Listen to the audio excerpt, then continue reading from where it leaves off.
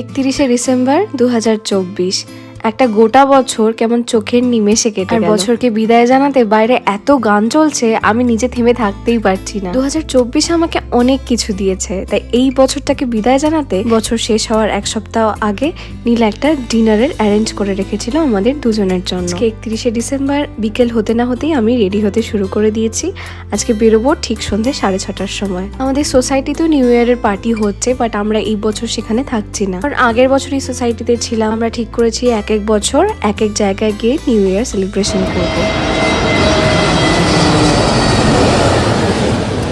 আজকে এসেছি তাই একদম এয়ারপোর্টেরই কাছে হাওয়ার্ড জাংশন। আমাদের বাফেট অ্যারেঞ্জমেন্ট করা ছিল, তাই বাফেটে প্রচুর ধরনের খাবার ছিল।